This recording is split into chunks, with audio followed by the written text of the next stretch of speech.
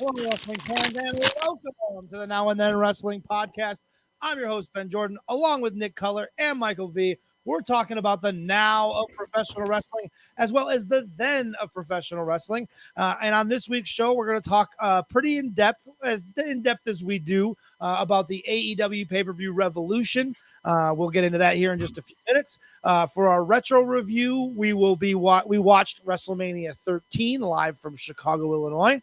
And there in our great debate segment at the end, we had a little bit of homework that Michael gave us. We watched some Memphis wrestling and the progression of a feud involving Jerry Lawler and Bam Bam Bigelow. And he has some questions that he wants to ask us revolving around that. And so we'll get into that and we'll debate some points as far as that goes.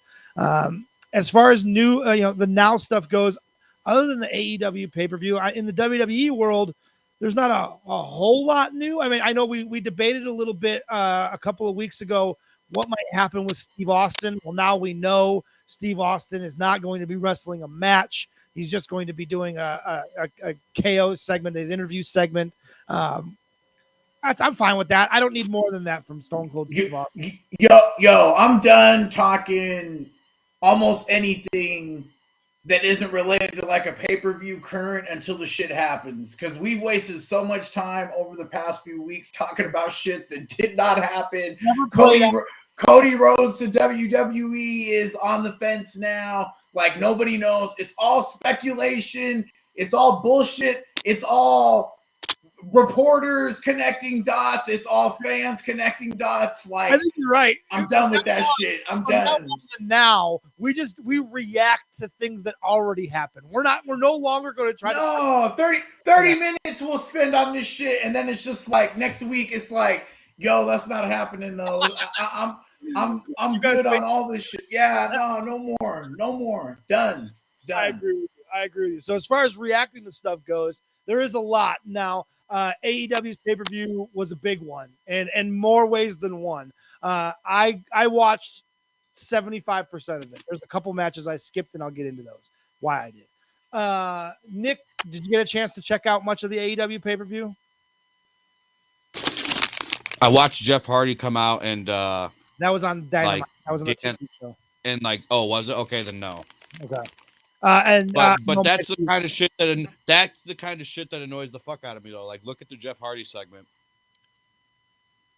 Dude stopped and danced in the fucking aisle while his brother was getting his goddamn ass beat in the ring. Yeah, there's a lot of flaws, right? Like, we talked about in the past Jim Cornette when we watched that Smoky Mountain Wrestling show, and we lauded Mike and I lauded Jim Cornette for how he made the show flow and the ebbs and flows, and you were involved in everything, and nothing was too long. Michael, this show is the exact opposite of what a Jim Cornette show would be. There were 4 main event matches on this show. 4 of them that went main event style, main event length matches. It was incredible to me. The pay-per-view opens with Eddie Kingston and Chris Jericho. I put this on my social media today to kind of promote the show a little bit. The literal first move of the match. Tie it, go behind, grabs the half Nelson, and dumps Chris Jericho on his head with a half Nelson. That's the first move of the first match of the pay-per-view. And it just sets the tone. And honestly, I was watching it live, and I posted in our little group chat as I was watching it. I said, man, that's setting the tone for this show. And I'll be damned if that didn't exactly set the tone for the rest of the show. Michael, did you have the same view on that? Yeah, they went. I will say this. There's times where it flattens out too much, but they did find a way to keep escalating a lot of the time and keep the crowd into it. But they did burn them out by the end. They are starting to tread on that Ring of Honor thing. It was a takeover times 2. So like a takeover is just like 5 matches, and at least 4 of them are normally really long. I mean, the way that it used to be, like, and it's 2.5 hours or whatever. But this was like that.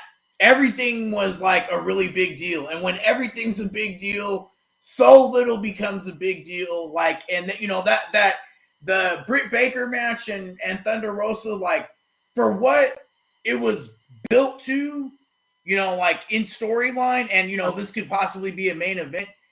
I thought that came off so flat because they had seen fucking everything by that point, and that's why there's no match. I mean, yes, yeah. That is why I'm a big fan of the takeover shows. Even though I don't normally watch NXT a lot, they have the right formula with takeover in the sense that it's 5 matches and it's 2 hours. Right. So it literally builds perfectly, as opposed to as soon as you said takeover times 2, I'm like, oh fuck. It like really, this there's no way I would have been able to sit there. This pay-per-view was an hour too long, in my opinion. There was 3 matches that could have easily had 5 minutes lopped off. Hi, Christy. Yes, hi, Christy. There's 3 matches that could have easily been had 5 minutes lopped off.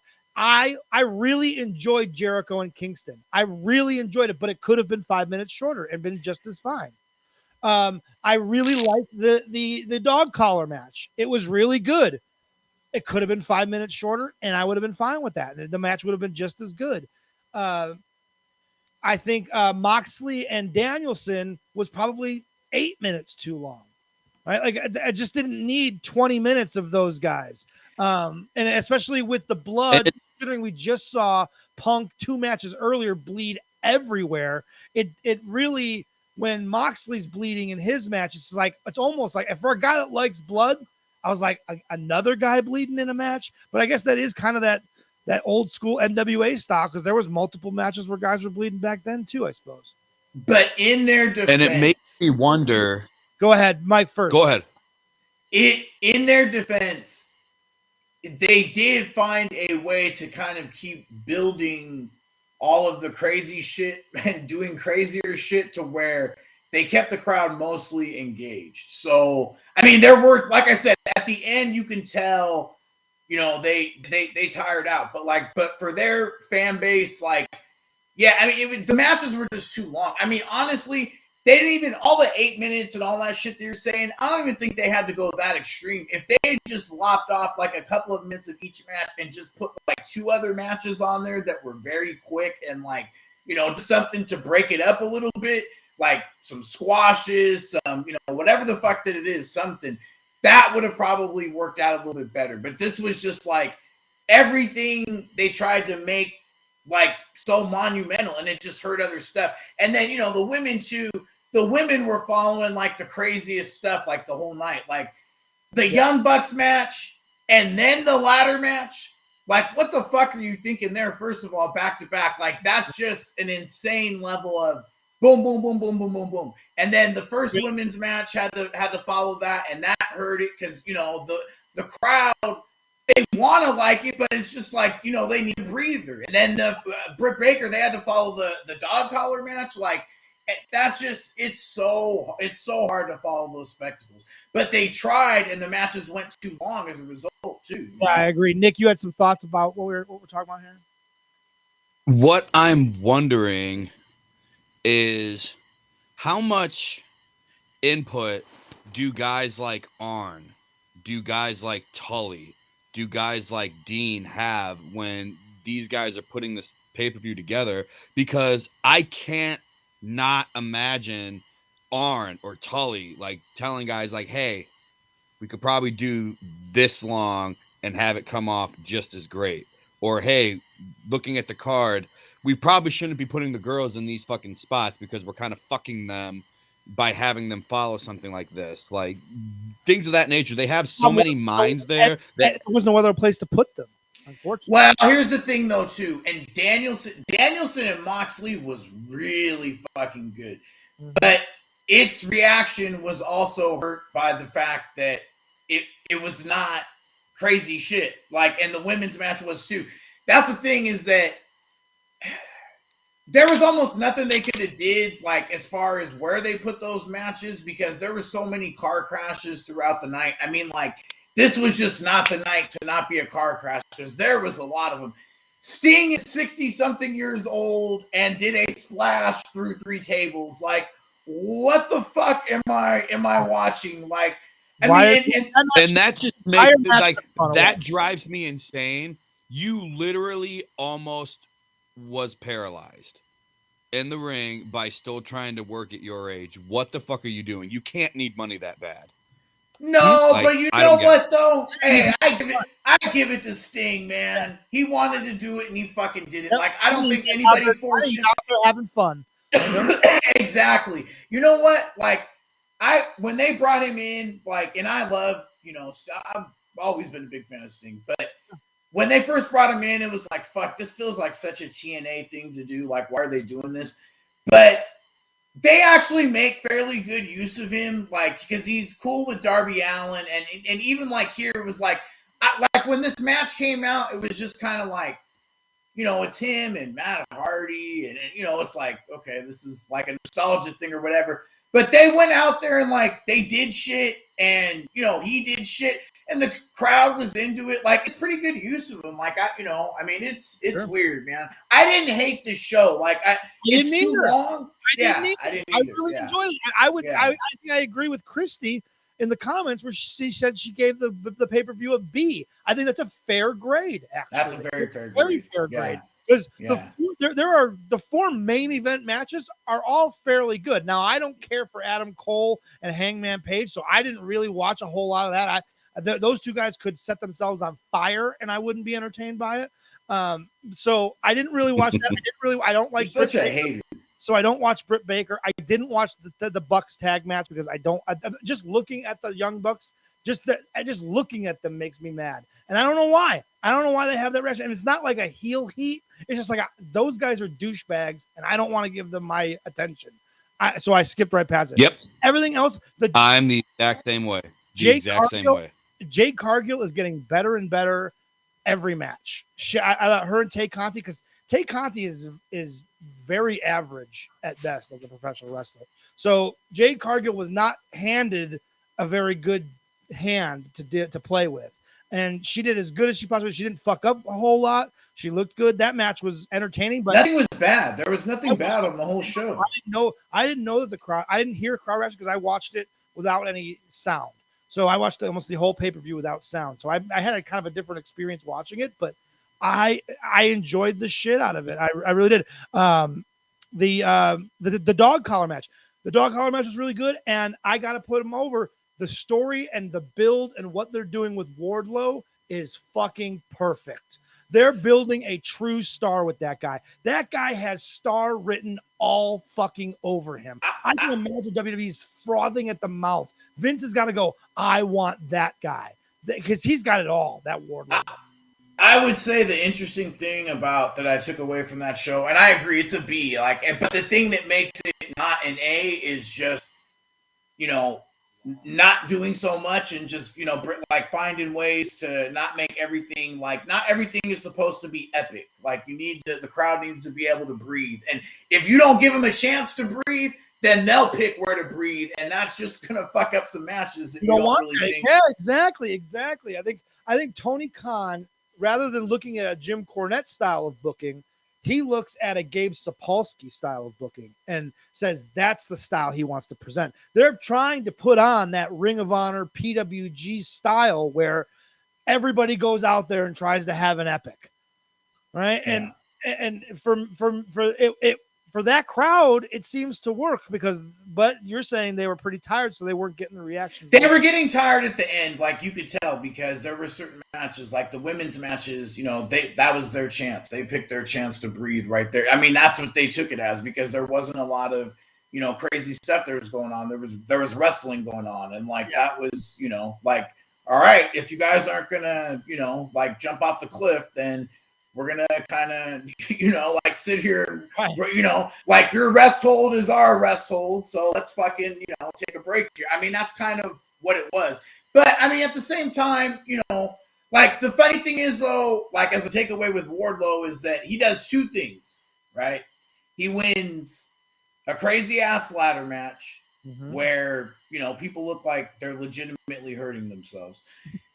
And all he did was do something as a character and turned on MJF. Yeah. And the reaction he got when he did something as a character involved in a story was a multiple of what it was after he won the Crazy Spot Fest. So that's something that AEW needs to kind of keep in mind, like as a whole, in a nutshell, like because that, you know, is really something that about their shows where, yeah, it's like you can do all this shit and it has its place on a show, but when you do it all the time, you do not get the same connection as you do when you're just telling a simple story. Like all he did was turn, that's it, and they were so into it. Yeah, because you know why? And we talked about this when Punk debuted, and we were saying, well, what are they going to do with him? How are they going to get guys over?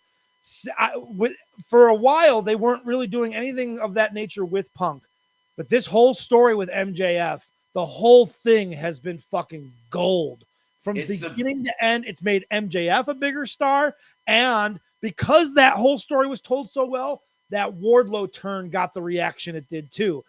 Punk was masterful in that whole thing. MJF was masterful in that whole thing. And Wardlow played his part perfect. And so really at the end of the day, Punk got two guys over with one storyline. And say what you will, I hate the guy. I think the guy's a piece of shit. But as a professional wrestler, that dude gets it, man. That dude knows how to put together good matches. He knows how to get guys over. He knows how to do that style that crowd wants. And he's been, this has been the best thing they've ever done, is this program. Yeah. Easily and, the best. And you got to give it to him for that. And MJF too, because MJF has consistently been, you know, the best character since they've started too. And now that he had somebody else who was strong to play off of, I mean, they made a hell of a dog collar match. It was everything it needed to be from a story. Yeah. No, it was perfect. And everywhere. And this is why I say all the time, you know, wins and losses and giving somebody a push and all this shit, like none of this shit matters anymore, man. Like all that matters is that you were in there with a top level guy and you guys did, you know, some good shit together. Like the loss, that doesn't matter at all. Like he got put over so much in this thing. Yeah, he's elevated. Yeah. And it's you know, guys got to keep that in mind too. But yeah, no, they've been, you know, there's things about them that drive me crazy. Like, and I feel like I focus on those things that drive me crazy too much. But like overall, it was a good show, and they have been a good product from what I've seen. Yeah, I like what they did with William Regal, and I loved it with the Inoki slaps, where he just comes in and slaps the shit out of both of them. Like, what the fuck are you guys doing? And I showed you guys the follow up promo from the television show Dynamite. I think that shit's gonna be fucking amazing. That the stories they could tell with those two is like the veterans that are just like the ass kicking veterans that are there to teach all the young kids a lesson, with William Regal in their fucking corner ordering them along. Oh man, I think there's tons of stuff that you can do with that. And so yeah, and I feel like they did a decent job of keeping that under wraps too. Like Regal showing up, because I didn't hear or see anything about that at all. Yeah, they apparently he worked the boys in the back too, because he was going around just as if he was just hanging out and saying hello. And that's what he was telling her. And everyone was like, "What are you doing here?" And he's like, "Oh, I'm just here to say hello. You know, just saying hello, just hanging out, taking in the show." And so that when he went out there, like even the locker, he walked through the locker room. From what I'm reading, he walked through the locker room and went out there, and like the locker room was like, "Oh shit, Regal worked us," kind of deal. And so that was kind of cool. So yeah, AEW is doing a good job, man. Like I've wanted to shit on them for a long time, and we can speak with Tony as a businessman. He's doing a great job. There's nothing to say. As a storyteller, as a booker, there is some stuff to critique. It's a different style than what I would do, but it's working for the crowd that he is in front of, and he is catering to. So he's doing a good job. He's building stars. What we criticize WWE and Vince McMahon for, Tony Khan is absolutely, with Darby Allin, with Sammy Guevara, with fucking Wardlow, with MJF. They're building, and they talk about the pillars of AEW. And they're doing it with the women too, with Jade Cargill and Britt Baker. They're creating their own stars that he has failed to do for the longest time. So They've created more. I'll be honest. They've created more stars in 2 years than TNA did. Yeah, for sure. Nick, go ahead. I am kind of hoping that whatever they're doing with HBO Max ends up being similar to what WWE is doing with Peacock, in the sense that, hey, we got a pay-per-view on this day. It'll be on HBO Max. because I have HBO Yep. Max. If I have access to their pay-per-views and I can start watching them on a regular basis on my fucking TV as opposed to having to look on links on my phone and shit like that, because I don't want to do that. It's just a pain in the ass. If I can get into that on a Saturday night, that'll be what gets me to finally watch AEW. So, and I'd like to because I have friends that work there. So it's like, that is literally how much I don't give a fuck. I have friends that work for that company and I still don't fucking watch it because I just don't fucking care. Yeah, you two are like fucking Mathau and fucking Jack Lemmon, fucking grumpy old men. I can't watch shit on my phone. Like, how fucking old are you guys? I've never it's the said fucking that. truth. All I said was, I mean, I can watch the WWE Network on on my phone, but a lot of times I don't like just following links and shit because it's just, I don't know, just yeah, no. I didn't complain that I had to watch it on my phone. I complained that I couldn't cast it to my TV because I wanted to watch. It's easier and better to watch it on my television, but I just came up to my office where I have TV and I just played it on there. So first world problems for sure. Exactly. Legit. Right. Before we do the rest of the review, I do want to talk about one thing that we did talk about that did end up happening, that we said that we were pretty convinced wouldn't happen on the WWE side, and that is Brock Lesnar did defend his belt at MSG. It was against Austin Theory. He beat him. And so that means we are 100% having a unification match at WrestleMania, much to the chagrin and much to the shock and dismay of Michael V. They're having that unification. Yeah. So it's not even dismay. They stuck it's it just, to it. Yeah, it's not even dismay. It's just confusion. I don't understand how many times. And it's like, it kind of shows how stupid like they think their fans are still, to where they're like, because this means they nothing. Fucking stuck it to it. No, it's just, I mean, they it means stuck nothing. It to it. It means nothing, but they think that like that wrestling fans are still like so stupid that like it means something. It's like you've done this like 3 times already. Like it's really not that big of a deal, but in their mind, it's like they think the marks are just like still the marks. It's just hilarious to me. It's just, I don't get it at all. It's so odd that thing will be split up in like within 2 years. And if you're USA, like what the fuck do you even get for your hundreds of millions of dollars? Like, why is everybody on fucking Fox? Like now you're sharing a champion with Fox, like unless we are wrong again and Brock fucking beats Reigns, and then you've got Brock with both titles on Raw, but then you have Ronda Rousey with the women's title on SmackDown. Yeah, but he's gonna leave. Brock's not gonna be there forever. You don't know that. He's not gonna be champion. He's not gonna be champ. He's not going to be champion forever. You're right. But and he's not going to beat Reigns. Come on.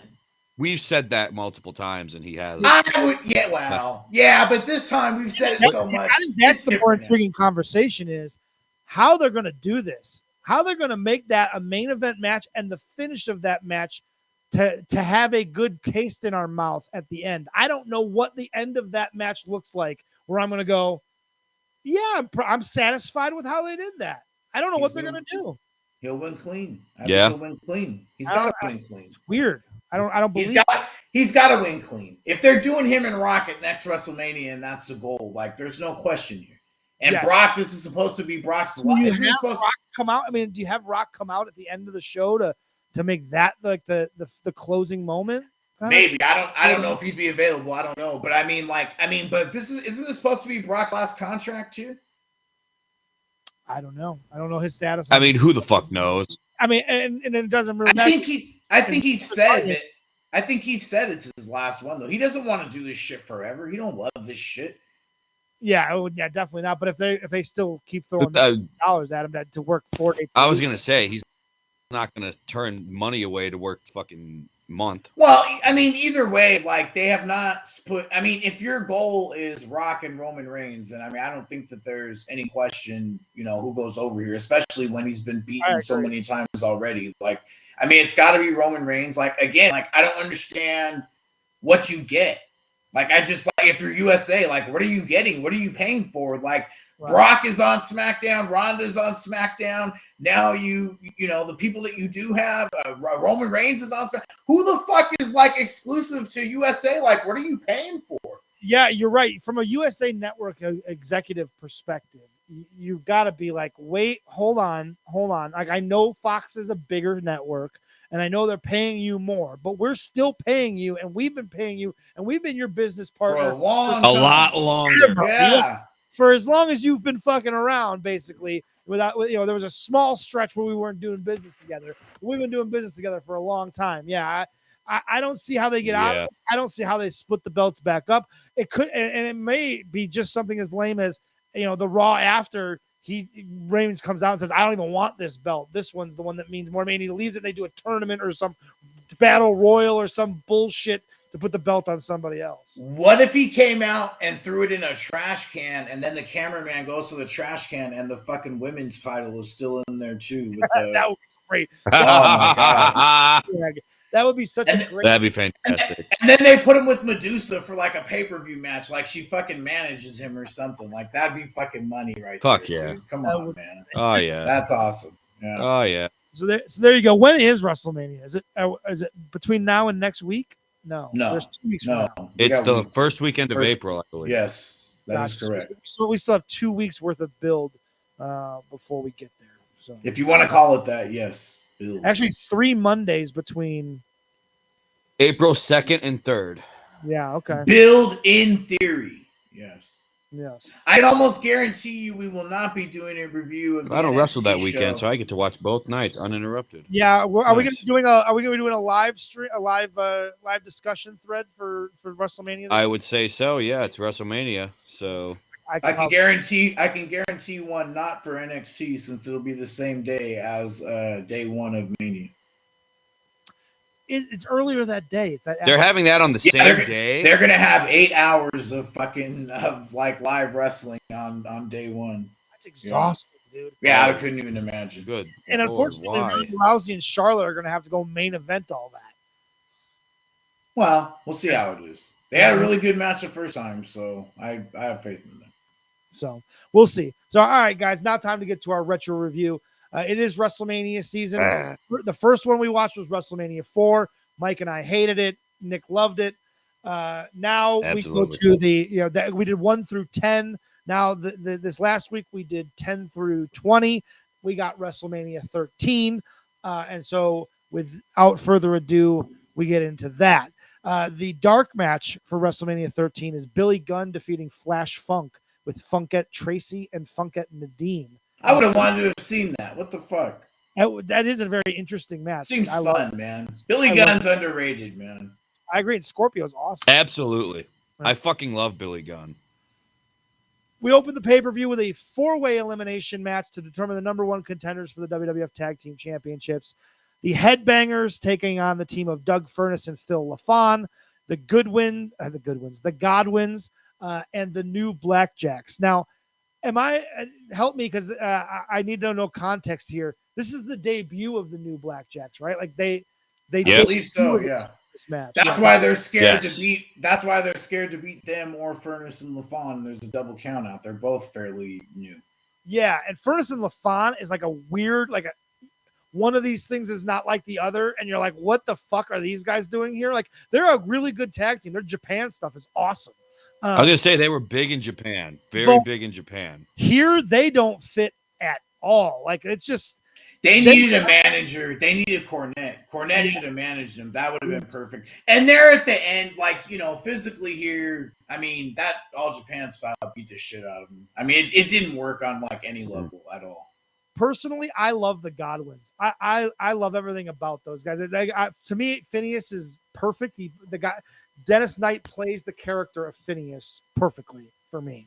And I think Henry Godwin, I just like the way he works. He works like just a big fucking tough bastard. And he's a big motherfucker. That goddamn, he can throw such a fucking clothesline. Jesus Christ. Like, he just bashes them and falls with it. And I'm just like, oh my God. Solid. And I'll say this, the Headbangers are fun. We talked about them when we watched that Smoky Mountain show, and the crowd fucking loves them. The crowd loves them. They were the most over team in this whole fucking match, and they got a decent pop at the finish when they won.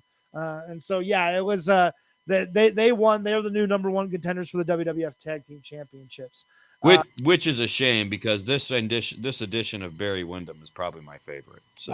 Fuck! I hate this fucking edition of Barry Windham. I want to love the new Blackjacks. Like my heart wants to love them because I love Barry Windham and I love Bradshaw. But this is not good.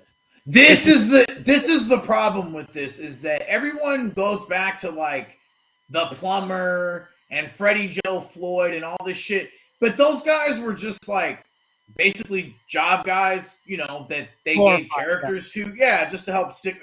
But this, where they're given like a push, this is lame shit. Like this is literally a gimmick from a decade before, and like WCW's doing the fucking NWO. Like it's so passe for the time. Like it's just and it didn't work, and there's a reason why. No, it flops big time. Barry Windham between this and the Stalker and that WWF run, oh my fucking goodness. And the NWA North American champion, this was not good Barry Windham at all. No. Stalker, Not great whatsoever. All right, that leads us to our next match, WWF Intercontinental Championship match. Rocky Maivia defeats the Sultan. The highlight of this match is Honky Tonk Man on commentary. Fantastic. Yep. His entrance too. Anytime you get to hear the Honky Tonk Man's entrance music. He was really into the match. Burns and my hair slips back and coming to your town in my pink Cadillac. Because I'm a Honky Tonk Man. This very, very green Rocky Maivia with the Sultan, which we talked about this in our group chat a little bit. Like the Sultan, it doesn't get over, but like you look at it and like visually, like it looks cool. And if they overdid it, they didn't need Bob Backlund. If it was just him and Iron Sheik, I think it had a better shot. But it is at the tail end of when hokey gimmicks like that were getting over, and so it really is dead in the water to begin with. The mask is cool, but that made the match dead in the water because the crowd pants are shit. The crowd was not emotionally invested enough in The Rock at that point in time. And they didn't give a shit about the Sultan because he wasn't a believable fucking heel. So it's like, what reason do they have to care about this match? Not even with the Intercontinental title on the line. And that was why, like, I felt so bad for Rocky Johnson. He comes out for this moment with his son, and no one gave a fuck. Not a single fuck. No one. Not a single fucking beginning. This is one of the deadest Chicago crowds for the undercard that I can remember in a long time. Because at Chicago, I mean... Well, look at the fucking undercard. Right. Look at the undercard. This is a... You know what, though? I obviously love the tag team title match because I love Davey Boy, but let's be fucking real. This was a one-match mania. The first match, though, that tag match, I thought that tag match was pretty good. It was better. Yeah, it was pretty good. I mean, it wasn't, hey, it's a really good match, but it was pretty good. This match sucked. I mean, that did. And the thing is, too, is that Rocky Johnson was not like a huge star in his era. Like he's known, but like he wasn't, like top guy everywhere, like something like that, former world champion or whatever. Like, I mean, there's that too, but this did not work. Like it was just flat. Yeah, it did not. It did not work at all. And it's only significant because it's The Rock's first WrestleMania match, right? Like that's the only reason that it's remarkable and rememberable at all. That leads us to a singles match between Hunter Hearst Helmsley and Goldust, which is probably the second best match on. That's what I think too. And this match was good. Like it was really good. I enjoyed the shit out of it. I used to think of this as a one match show, and then like this, even just with this, it was like, well, not entirely. I mean, and there wasn't a lot of horrible things on it either. But this was good, man. I enjoyed it. A good story. They were, Dustin was working his ass off with Hunter.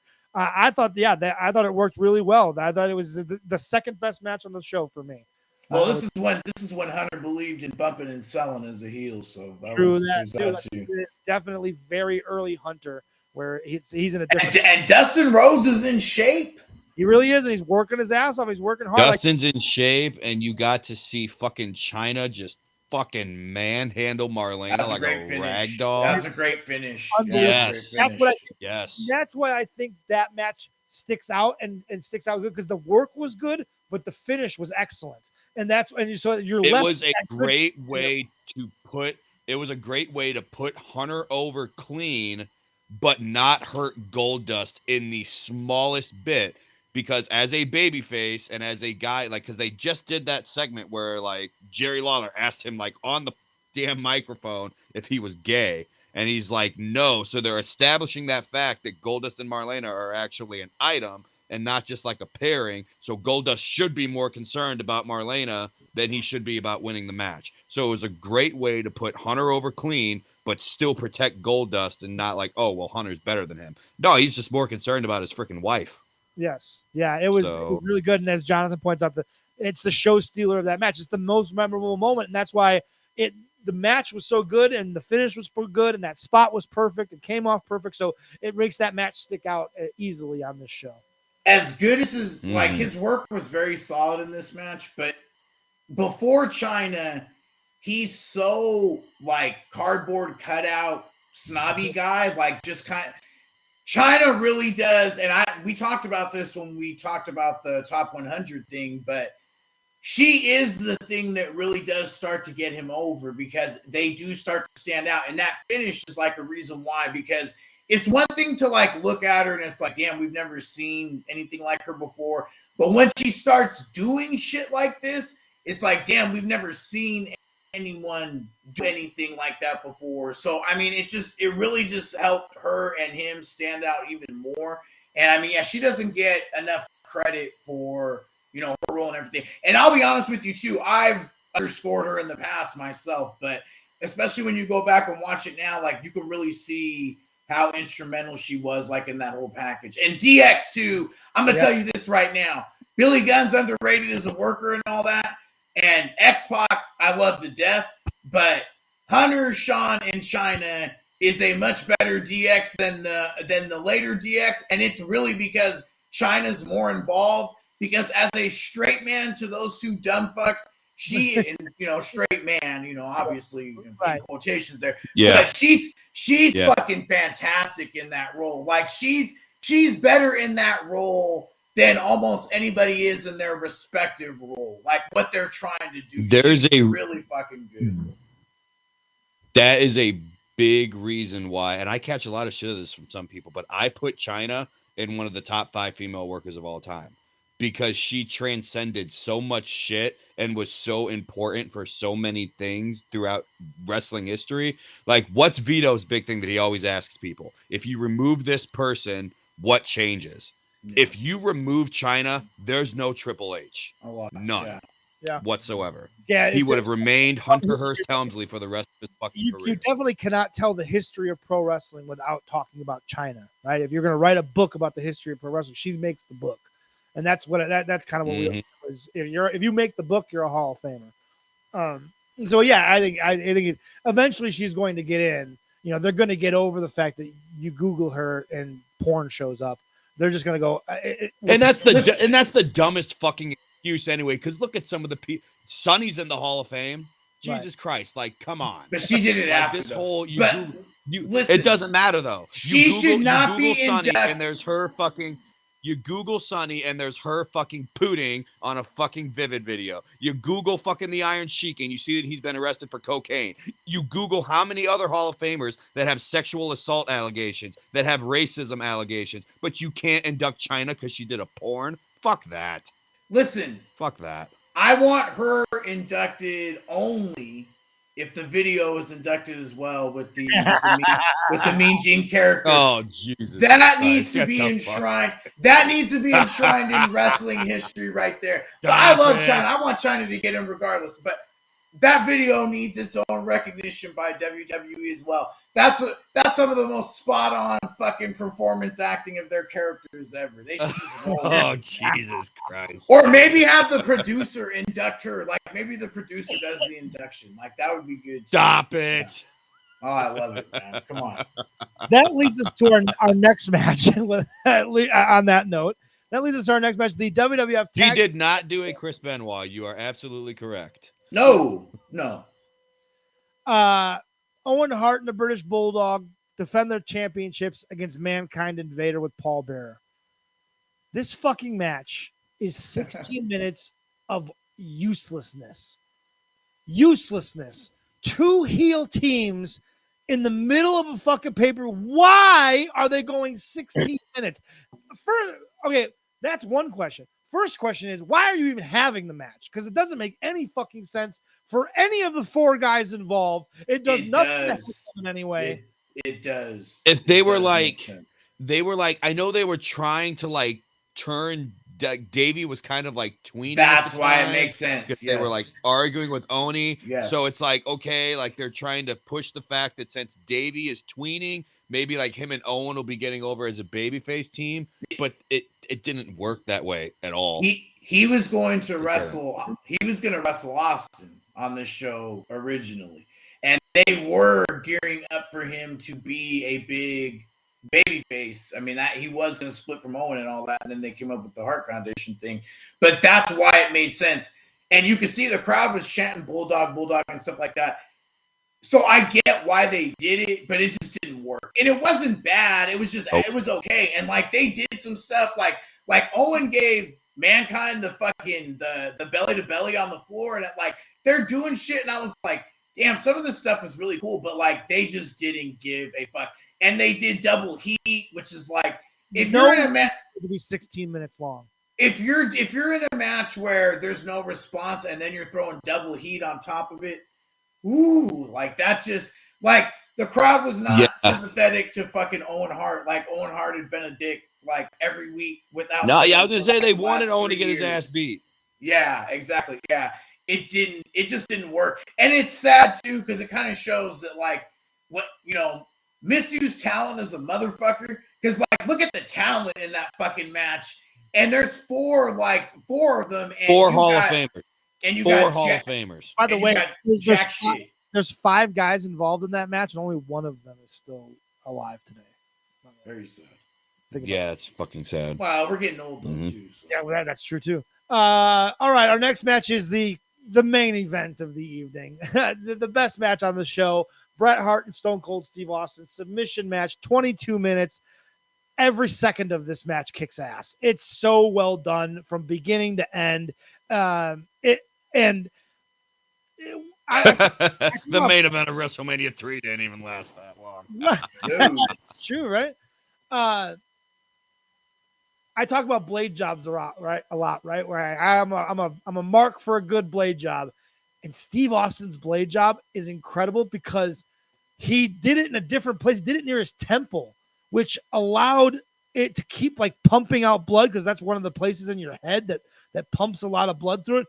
So he was just gushing blood for that entire fucking match. Well, and that's the thing too. He's bald. So the fact that he's bald, it looks even better because there's no hair to like soak it up. It's eye near his temple, and it was perfectly done. It was it wasn't the middle of the forehead where you see it so many times, right? Like he did it in a spot that just bled way more. And Brett did that blade job for him, right?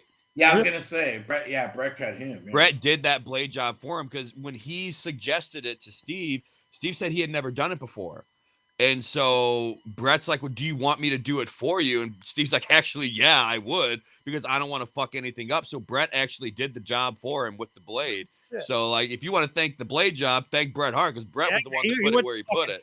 I think Brett did it because they had that no blading policy, and he was going to make it, look like an accident that way. But Austin bladed a lot because Austin bled all the time in WCW. So I think it was because of that no blading thing they were trying to hide. I think Brett felt like he could get away with it. He could take the heat if there was heat. Well, maybe ask it better than Austin. Yeah, exactly. But it's a fantastic match from beginning to end. The finish is good. The action is good. It's weird because like Bret Hart as a heel. Ken Shamrock is good. Don't sleep on that either. Yeah. He is a very good part of this match. Yeah, Sauce to the fucking gills. Yes, to the fucking gills. He is fucking huge. If he worked for WCW in 1992, they'd be making a public apology to the board of directors for Ken Shamrock flagrantly flouting flagrantly ignoring the wellness policy. So yeah, and the crowd loves Austin by the end of the match. Like it's the career defining match for Steve Austin. Obviously, I mean there's that iconic image of him bleeding, as he lifts his head up and screaming as he's trying not to give up. You can't. That's how you make a star in a match like that. Right? It's exactly how you do it. Everything in this match counts. Like everything counts. Yes. Like the way that Brett hits the stairs counts. Like the way that he gets crotched counts. Like everything looks good. Everything is sold and milked for dramatic effect to the crowd, like perfectly, not overdone, not underdone. Like it is. There's so many subtle things that that go with a lot of the big picture things, like the finish, which is like their overproduction is sometimes hurts them, but this is a case where it absolutely made something that like no other wrestling company could have did live on the spot. WCW would have fucked this up so bad. They would have cut to some fucking fan holding a sign in the fucking crowd or some shit, some stupid fucking shit. It's just everybody is on point and perfect in this match from beginning to end. It's perfect. And one of the big things that Jim Cornette pointed out when he was reviewing the match, and I didn't even think about this until he said it, is like, because if you listen carefully, when Brett wins, there's still a pop. Yes. When Brett is attacking Austin after the match, they're still not really completely booing him yet. Shamrock grabs him and gives him that big waistlock takedown, and Brett pops up and gets in his face, and Brett is the one that steps back. Not Shamrock, Brett. And as soon as Brett took that step back and retreated, that was when everybody started booing him, because that step back was him conceding and tucking his tail between his legs. And that was like the end of the heel turn, where Brett was like, okay, he's not going to rise up and be a tough guy, so he's a chicken shit now. It is. So Bret Hart as a heel is weird. It's weird. And I going back and watching it again, it feels forced, and I don't know why they did. Oh, no. Don't you ever. I don't know. He is so much better as a heel than a babyface. It's not even fucking close. No. It's not even close. Right, it's not even close. Bullshit. No. Brett, no.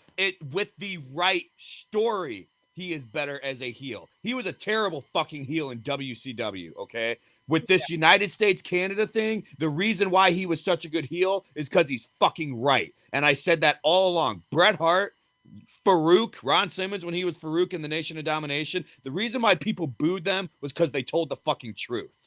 There's a level. Like, that was why. And I was in the minority. Like, when I was a kid and this shit went down, and everyone was like jumping the fucking bandwagon and cheering for Stone Cold Steve Austin, I was like, no, fuck that. Like, Bret Hart's the fucking good guy in this situation. You're all a bunch of fucking idiots. Yeah, it's weird.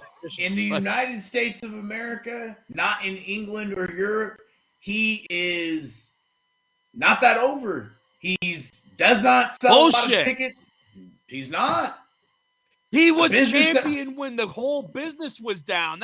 You can't put that on Bret. He was champion twice, and both times he does not draw. Actually, he was champion more than twice. He was champion. He didn't draw. That WrestleMania that he wins the title. He doesn't draw. He's not somebody that draws money. House shows are down. Pay-per-views are down. He's a very bland babyface. He's very. What about Bret as like a babyface is something that signifies like this guy's going to draw a lot of money.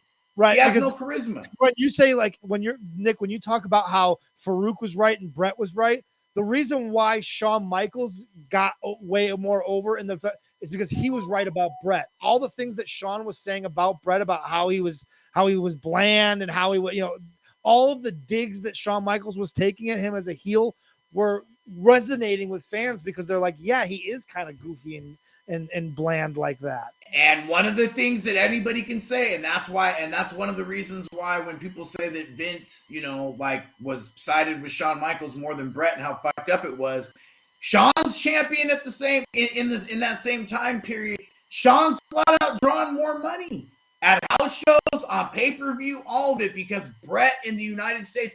Listen, Bret Hart is one of my favorite wrestlers ever. The reason that like everything was so good about this match and why everything counted is because Bret Hart made almost everything count in a fucking wrestling match. His mind for the business, like all of it, like he's so incredible at what he does. But as far as like connecting with the crowd, like he had a few different runs, a few different times, and all the evidence with people around him that drew more money, like in the same time periods. Bret just didn't connect with that. Now he knows that too, and I think that's why he would always be so better as a heel, because Bret always had a chip on his shoulder. So when he first comes in, he's small, he's from fucking Canada, all this shit. He's in the land of fucking giants. So he's got a fucking, and he knows he's better than all of them. And he talks about it all the time, even in his fucking book as he's going through that time period. He has that chip on his shoulder. So he does start to get over. As a heel in the Team Canada thing, it's not that he hates America, it's that the fucking American wrestling audience, like, Hates there him. is, well, not hates him, but he's like, what the fuck else do I have to do? Why can't you guys like me? Like, you know, there is a frustration. Like, why am I not drawing? They keep taking the title away from me because you're not coming out to see me and to buy tickets. And, you know, I think he does, you know, and he's not doing, you know, shit like Sean. So he starts, you know, turning against him. But, I mean, Bret, I love Bret. It's an interesting He never way to connected. Yeah, He never connected. We do romanticize Bret Hart a little bit, right? Because he is technically speaking the best maybe ever, right? And so you remember that part of it about him, but he does lack the charisma and the connection with the crowd on a level of the Hogans and the Austins. He'll never be considered on that level because he never connected on that level, and then that's a criticism. That's a just criticism of him. That doesn't. And I don't even want to say He's not right at criticism. the top of the second Exactly. tier. Yeah. He's right at the top of the second tier, but he is not first tier. He's not No. first tier of the all-time greats. He's just kind of blank. I mean, he's Bret, like, and there's like, for wrestling fans like us, like, we love Bret, and it's just different when you're talking about like everybody as a whole, you know? You know, Ryan Hansen in the comments, great comment here. I'll put this up.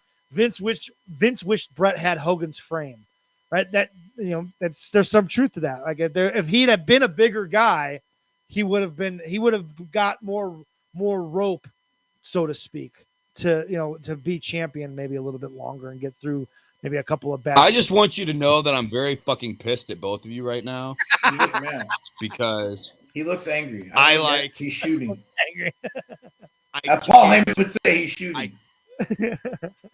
I can't verbalize an argument right now that won't just sound like a fucking whiny bitch. So I'm just gonna sit here and fucking pout. Take your L. Because I want to get to this next match and talk about this, because this match is interesting to talk about. There's not a lot of great action in this Chicago street fight. There's a couple of things I want to point out. The first thing I want to point out is the crowd reaction. Farouk's near-death experience? Well, yeah, we'll get to that. We'll get to that in a second. But first thing I want to talk about is the pop that the Legion of Doom get from that Chicago crowd. Oh, God. It's the loudest pop of the entire night of anybody on the entire show. The Legion of Doom get the biggest pop of the entire night, no question. And that leads me to my next point, which is WWE and Vince McMahon so desperately wanted Ahmed Johnson to be a huge star.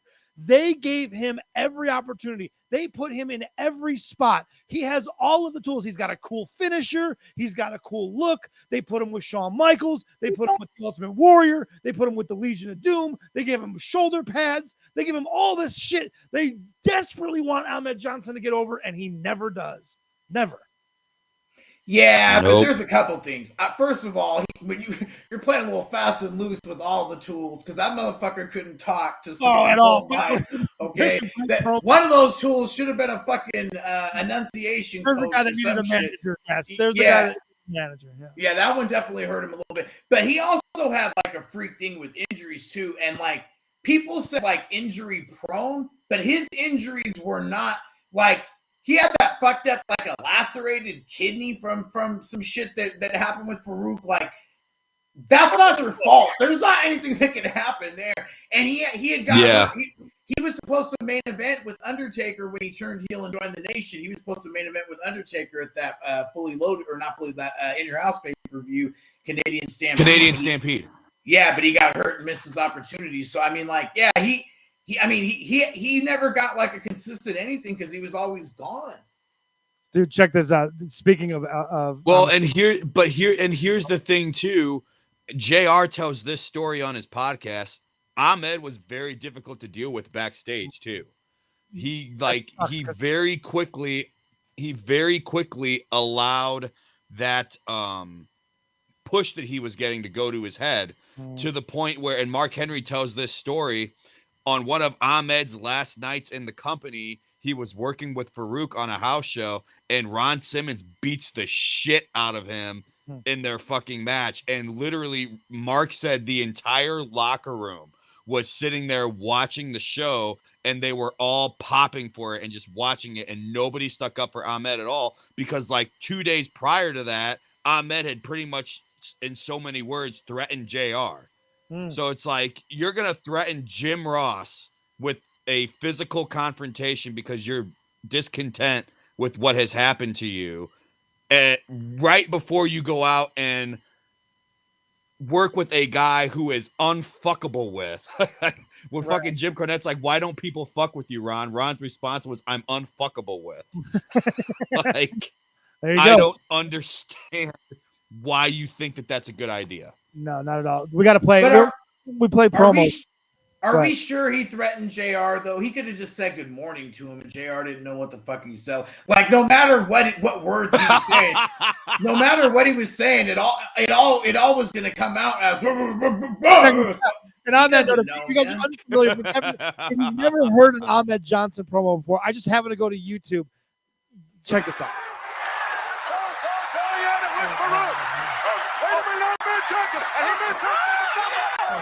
We gotta set up the promo.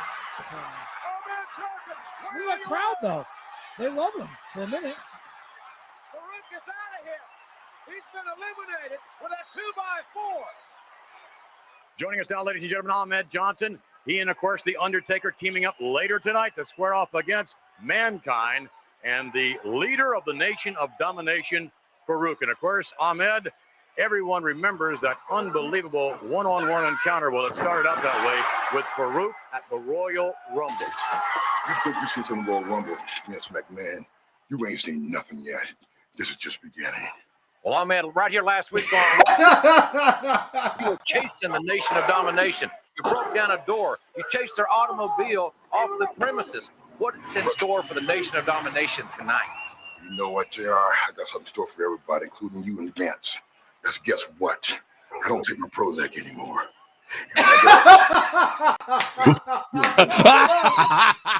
And what about this Nation of Domination, Ahmed, that continues to grow? Savio Vega turned his back on you as well. Savio, you want to join him? Join him. But I promise you will play without the rest.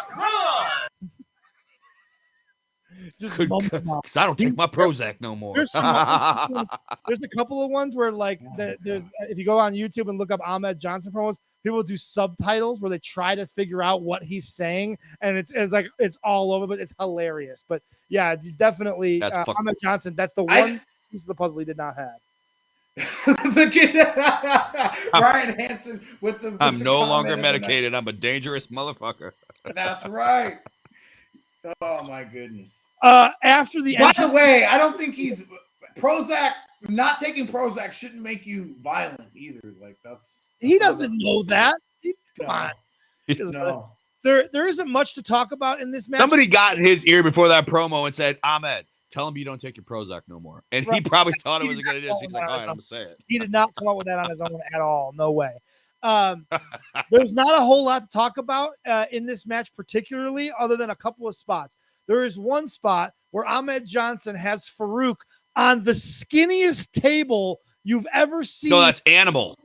Oh, I'm sorry, Animal. Animal had Farouk and it's the skinniest table that has ever been ringside at a WWF show ever. I don't know how this table was there, but it is literally this wide, and they're two of the biggest dudes in the company are trying to balance themselves on this fucking table. And you see that they're going to go for a pile driver, and my heart was like, I'd seen this before, but I was like, oh my God, he's going to kill him. Oh my God, if they do this spot, he's going to kill him. They're going to fall and then he's going to die. And right at the last minute, Animal must have known that this was going to go poorly, because he totally backs out and like very much protects Farouk on the way down on this pile driver, because it was disaster written all over it before he decides to bail on it. Yeah. It was bad. I'm so glad he decided to bail too. Like the Road Warriors are not known for like not throwing caution to the wind. So I'm very glad that he was like, maybe this isn't a good idea. This is the end. You talked about it. 1997 Hawk is at the very end. Like their shit in this match is terrible. For the pop, they do not deserve the pop that they got, because their work in this match is not good. And they, I forget, I think it's Wolfie D almost dies on the fucking double fucking, what's it called? Because he lands on his shoulder. The Doomsday Device. Yeah, it was, but it was what it was. It was a garbage match that, you know, the fans were into it. It was fun for the crowd. Yeah. The crowd loved it. That takes us to our main event of the evening. I forgot about the Bret Hart promo at the beginning of this match. I'd totally forgotten about it, and it's weird and out of place, and like it almost. And I don't know if they were just playing it very well, but like Sid was almost like caught off guard that he was even out there. Like they didn't tell him that Bret was going to come out and cut a promo. It was odd, and then like Sid's reaction to it is interesting, because I don't know if he was supposed to grab the mic, because he goes outside the ring and grabs the mic and comes back in and he cuts a couple, but the crowd pops, and he's not even supposed to be the baby face, but the crowd pops when he shits on Bret. But then the rest get of the your whining ass out of here. Well, yeah. I think it was like a big get your whining ass out of here. He sounded. I'm gonna come back there and kick. He sounded southern as fuck when he said that too. Yeah, and he straight said, "When I'm done kicking his ass, I'm gonna come back there and kick your ass again." Right. Yeah. So, but they just fucking love Sid, and I think like you said that Sid wasn't supposed to be the babyface in that situation, but I think this is one of those times where they were like, okay, well, we've got a baby situation here, because Sid's been regardless of the fact that Sid was supposed to be a heel when he beat Shawn at Survivor Series, regardless of the fact that Sid was supposed to be a heel when he went against Bret at that In Your House in December of 96, he was still getting babyface pops every single fucking time. So you could sit there and try to say that they were trying, like, that Sid was a heel, but he wasn't a fucking heel. Like, the people fucking loved Sid. And they even loved him against The Undertaker. Yeah. So Mike, you talked about Sid last week. No matter where he goes, no matter how you try to paint him, crowds fucking love Sid Vicious. They love Sid. Well, especially big cities too. But I mean, for this whole thing though, I mean, like, it's just, first of all, you could tell Russo's already on the writing team, which he is around this time, because like that's what that whole like Bret, and he comes back, like it's like this is so Russo. Somebody's coming out in the fucking middle of the match, like it's literally like what he did with Bret. He did the same thing. His first Nitro, Bret Hart in Russo's first booked match, Bret Hart comes out and interferes or stops the match with a fucking microphone in his hand. So it's his fucking bag of tricks. Yeah. But these guys, these battle of former skyscrapers, like I've seen house show matches from them in that like that 91 time frame. They never have good chemistry or good matches. Like it never works. And this was no exception. It was so fucking long. Like not all your main events need to be long. Like I know one of the commenters was talking about Hogan and Andre as a main event.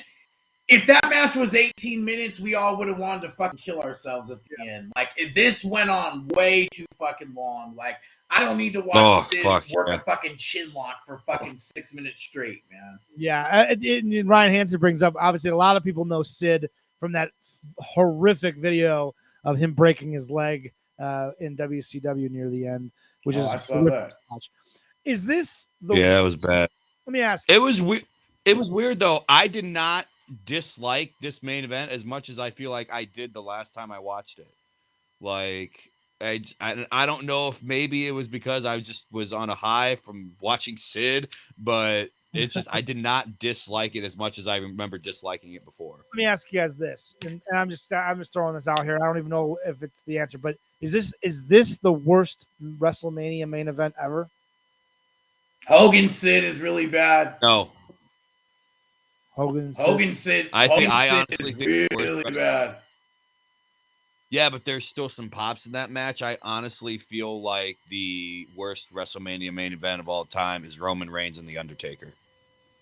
No, it's pretty fair. Pretty good argument. It's a pretty good argument. Yep. All right, so there we go. That's the retro review for this week. WrestleMania's 20 through 30 will be on the wheel this week, and we'll find out in just a few short minutes what show will be. Fuck it, let's do it now because my phone's gonna fucking die. What's the one that was in Phoenix? What number was that? I have no idea. Shit, I don't know. I thought you would know of all people, Nick. My goodness. All right, so sorry. WrestleMania. I know 21 was LA, 22 was Chicago, 23 was Detroit, 24 was Orlando, 25 was. That's where I go wonky. Is 25, 26, 27, 28, 29. I think it was 27 was. Go ahead, roll the thing. Let's see. Wait, no. What? 20. Yeah, let's just fucking spin. There we go.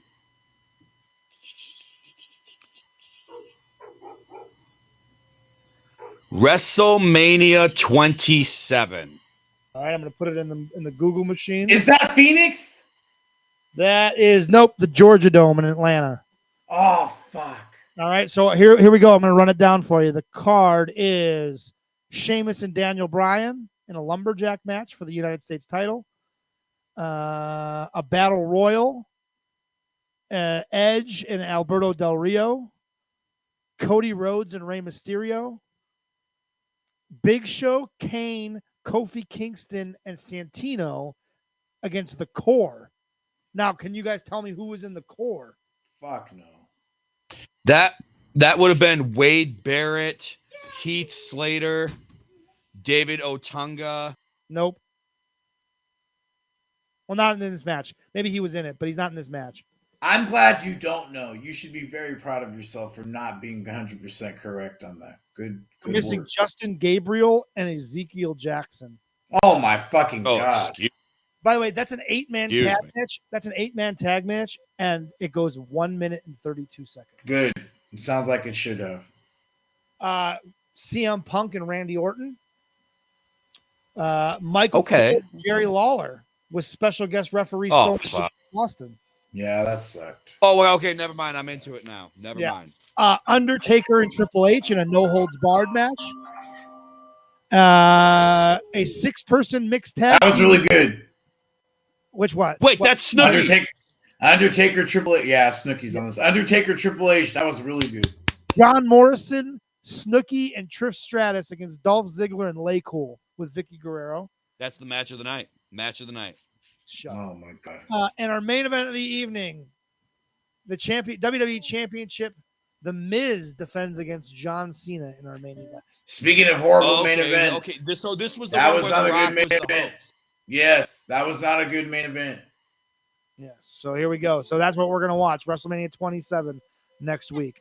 That leads us now. Now remember, I am on vacation this week. So are you guys gonna do 27 without me, or are we gonna wait and do it when I get back?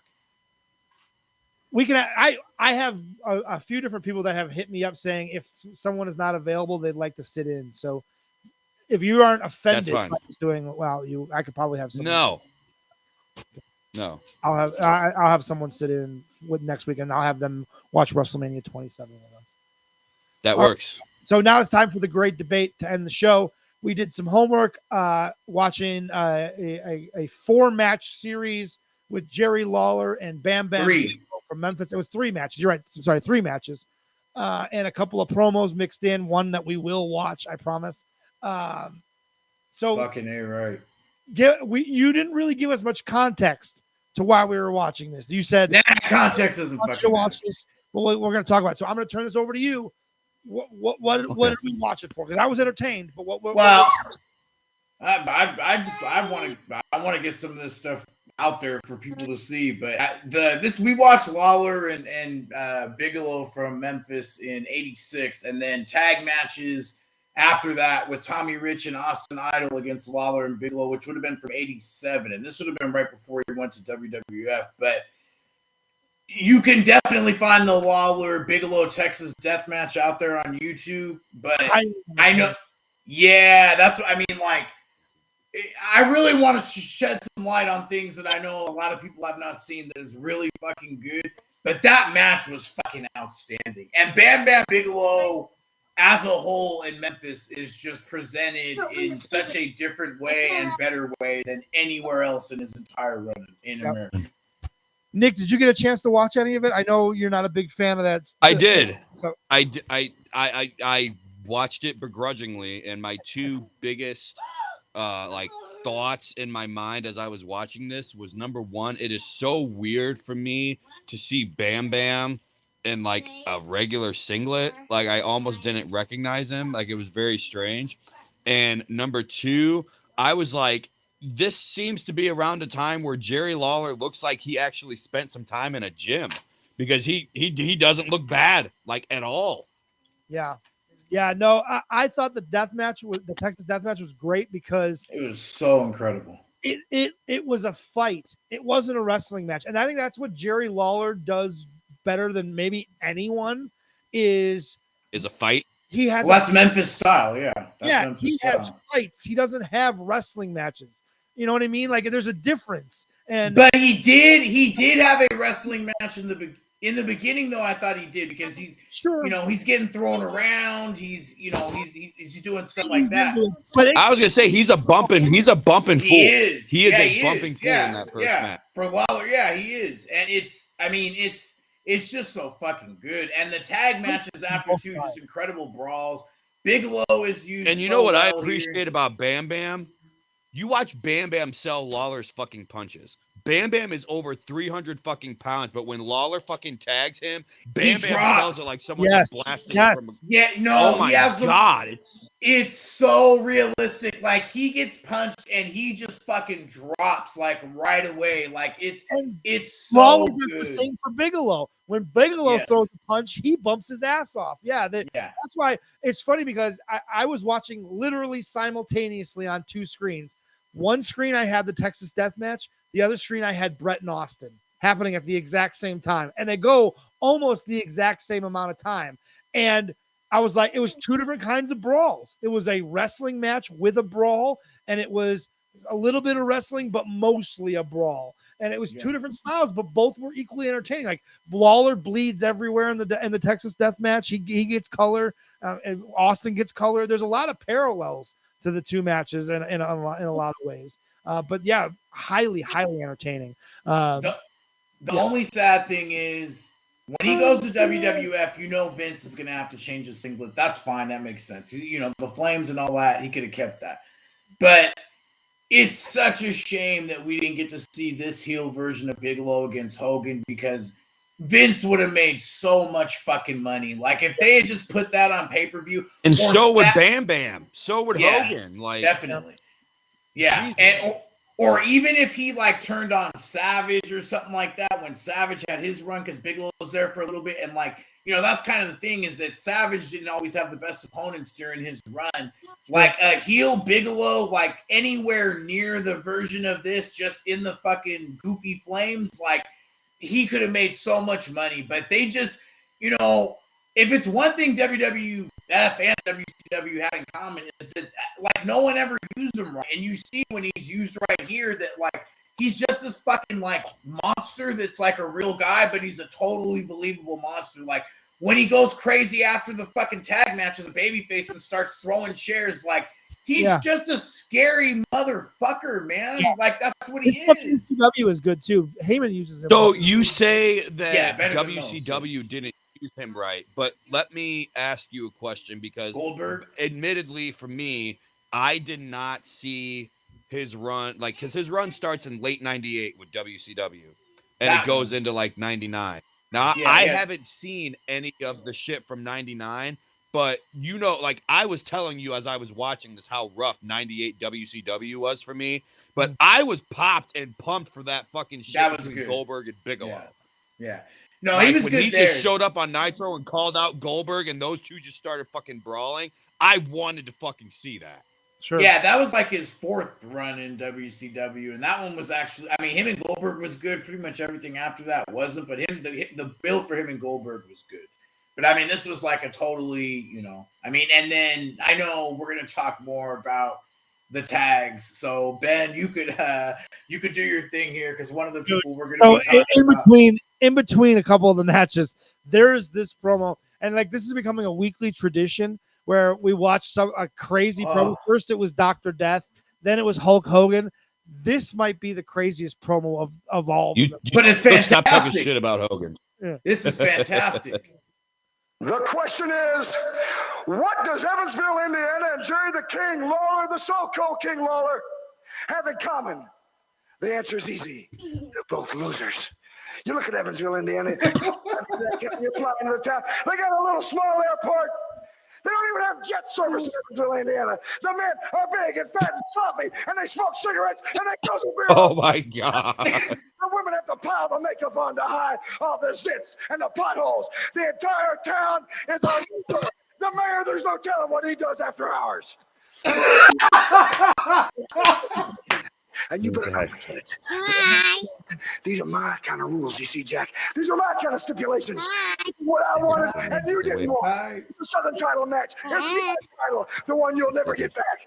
And the big stipulation is this, Lawler. There ain't no ref. There ain't nobody to help you. That when I get you in a position I want you, I'm going to finish you for good, Jack. Oh, my. That sounds like a threat taken seriously. Ripping on Evansville, Indiana. Who knows what the mayor is doing? He said the makeup have to use pounds of makeup to cover the craters. I was like, oh my God. The zits and the potholes. The zits and the potholes. Oh, the potholes, excuse me. He is the zits so, and the potholes. He is so, Austin Idol is so fantastic. I guess one of my questions would be is how much does Triple H wish that he was as good as Austin Idol? Because this is also somebody else. And even in the match, I'm going to tell you this right now. Austin Idol made his money outside of wrestling, like a lot of money, so he didn't have to. Wrestling was not his thing. Austin Idol made some cash. What did he do? Do you know what he was? I think it was real estate he was hooked up in, but he didn't have to worry about wrestling, and he was a notorious I don't want to do that shit, so I won't show up at this show. But went and played softball like Sid. Well, except his softball's like probably a field of money. But I mean, he's so fucking good. His promos are fucking. I mean, obviously, look at that. This is just a local promo. You know that he's on. You know he's on NWA TV now, right? He's a manager in the NWA, the new version of the NWA. Yeah, have you seen him do that? Really? I have not. But he's still Austin Idol, so he can still talk. But I can't watch them after the lawsuit. I'm sure it's in there somewhere. He's so good. He's outstanding. He's a guy, and then even in this match too, like Tommy Rich, you know, we've talked about that a lot. Like guys who have their run, their best stuff is not on, you know, in their national television runs. And Tommy Rich, you know, you might know him as almost a non-wrestler in ECW at the FBI. WCW, he's like a mid-card, lower mid-card guy that's, you know, in and out of shape and shit like that. But Memphis, he's so fucking good, and especially as a heel here, this crowd wanted to see them get their ass kicked so bad. And the finish to the Texas Death Match is so perfect. They just fucking crotch him. And because it's Memphis wrestling, like, what happens if somebody just violently attacks your dick like that? Like, that shit hurts. And he just he's selling all dramatically, and Austin Idol does too. And they do it in a way that, like, connects with the crowd because it's like an arena full of men that are just like, holy shit, like his dick just got crushed by that ring post. And, you know, they're feeling it. Like, they're just so good. Like I love Memphis wrestling. I mean, I like wanted to ask you, Mike, that second match, they have 2 rings. What is that? Just a gimmick? Yeah. Is that a gimmick? Is that a Memphis thing? That's a weird Memphis gimmick thing. And the gimmick is so confusing, but the match is so violent that like it still ends up working like around their You almost don't even notice the 2 rings because you're just watching the shit they're doing. Yeah, and while they're like, so good, I mean, like this is just like this is peak stuff. And there's more stuff that we're gonna watch, but I mean, just overall with you guys getting kind of a first taste of things here, like what were just like overall some of your impressions about? Like, is there any question that this is the best Bam Bam Bigelow as far as America goes? Oh yeah, without question, without absolute question. And again, if Bam Bam worked like that in his later runs, I don't see how Vince could not have put him in like a title picture, like at all. It just seems like especially in like and I'll say this, and this might be controversial. I would prefer Bam Bam as a heel champion over Yoko. Oh yeah, I thought that too. Because we would have gotten a lot better matches. Think of Bam Bam and Hogan. Think of Bam Bam and Taker. Think of Bam Bam and Brett. Like. Yeah, he never has that. And that's not a knock on Yoko, because I can't say I'm not entertained by Yoko, but I'm just saying if that Bam Bam was the Bam Bam that was in WWE at the time, I think that they should have taken a long, hard look at him before they actually decided to go with Yoko as that monster heel in '93. Yeah, he never has that monster badass feel in the other places except for, ECW to a degree because of Paul Heyman, but even still not the same. And he's a different athlete by that point. But I mean, like, he's athletic and he's just so scary. He never has that level of like danger in WWF or WCW to be able to be a top guy.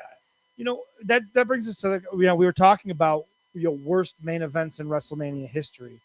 Bam Bam was involved in a main event at WrestleMania, obviously, and he got the spot against Lawrence Taylor, which at the time, having a guy like Lawrence Taylor be in a match was a big deal. That's not something that they weren't doing celebrities in the matches a whole lot at that point. Do you guys remember? Do you guys know? I haven't heard Bruce Pritchard or anybody talk about this. Why they chose Bam Bam for that spot with Lawrence Taylor? Because they knew that Bam Bam was going to be able to get the best match out of Lawrence Taylor. Interesting. And Pritchard has mentioned this too. They knew. Sorry, I got a partner now, guys. Yeah, no worries. They knew that Bam Bam was not going to have an ego about selling for Lawrence Taylor. That's what I was wondering too. Well, you wouldn't have a problem putting him over and selling for him. Yeah, it's 1995 too. They have no heels.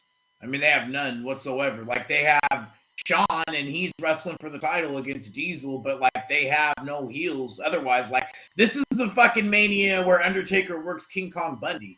So I mean, the pickings are a little fucking slim here when it comes to You're right. Yeah, they have no heels. And that's one of the situations where like Taker will like mean mug Bruce Pritchard and be like, "I'll never forgive you for giving me Bundy at Mania." But that said, go back and watch that match with Lawrence Taylor. It's not bad. No. He does not get enough credit for everything that he needed in that or everything that he did in that because he's also good. Like even in the build-up when they shoot the angle at the Rumble where he pushes him, like I always but do it big. Do it fucking like all your motions should be fucking big so that the person in the fucking top row can see you. And even just like the way that he shoves him in his body language, like you can see you can see what he's thinking before he does it, and then you can see when he actually does it, and it's really fucking good, man. Yep. And he's not a bad talker either. Bam Bam's not a bad talker. No. And look at the other side of that though, too. One of those things that I specifically remember was, I don't know if it's just like the emotion of it, but look at Lawrence Taylor's face after Bigelow pushes him. Like Lawrence Taylor's reaction and his like knee jerk to trying to fucking get at him. Like we say that that Bam Bam doesn't get enough credit for that, but Lawrence Taylor I would say he's probably one of the better celebrity performers ever. Yes. Like ever. Yes. He's up there with Karl Malone and Karl Malone did a great job, I thought, when he absolutely in that spot. Yep. And even Dennis was a fan. Yeah. And I think Lawrence Taylor, I don't know if he grew up a fan, but I mean Lawrence Taylor was connected with wrestling. Well, no, he was connected with wrestling though already. He was in the corner for Lex Luger, Mr. Hughes when he was still the Big Cat football match in WCW, and he was. They show that when Flair wins the title, like him and Lawrence Taylor were out together. Him and Flair went back a long way. So, and I'm sure cocaine definitely helps you be a good pro wrestler. Yes. Cocaine will definitely get you to. Yeah. Look at it this way. Lawrence Taylor did better in his one pro wrestling match than Steve Mongo McMichael did in any of his in the 2 years that he was wrestling. I am in a great minority here that the sloppiness that was Steve McMichael worked because it was Steve McMichael. It worked for his character because you weren't expecting a technical wizard when it was Steve McMichael. Like him fucking up, he was a football player, announcer turned wrestler. The idea that he was going to ever be any good at it was preposterous. So when you look at it, you got to like take it with a grain of salt that like he wasn't supposed to be good. That's a pretty big. Don't get me wrong. Don't get me wrong. I love Mongo. Like Mongo as a horseman fit because he's a former fucking football player. He's got a hot ass wife. He's got all this money. He's a Super Bowl champion. The persona of Mongo fits as a horseman, and then the fucking bell rings, and I just try to. Yeah, he was look the other way. He was the shits. Yeah, he was the shits. That's a pretty small minority that you're in, by the way. That's like the same minority of like the amount of people that watch like chess on TV that have actually had sex or something like that. Like that's some very small stuff right there. On that note, start a Mongo McMichael wrestling fan page. I just want to know how many members you have like after a year. Honestly, it's probably me and Vito, and that's about it.